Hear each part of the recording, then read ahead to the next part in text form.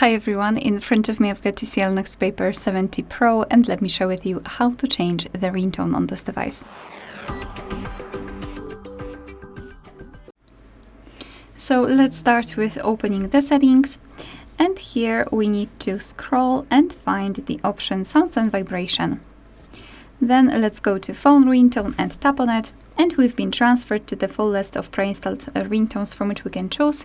At the top, we've got also the option None, which means that after choosing it, your device will not use any kind of sound to notify about the incoming call. And here we've got also custom ringtone, so if you've got something, for example, downloaded or recorded, it should appear somewhere there. So to listen how the particular ringtone sounds, you need to simply tap on it. So for example, this one, and decide whether you like it or not. So if you want to set the ringtone, just tap on it, make sure that it is marked, and go back. And as you can see, it is immediately notified right here, which means that from now on, your device will use the chosen ringtone to notify about the incoming call. Alright, so that will be all. Thank you so much for watching. Please hit the subscribe button and leave the thumbs up.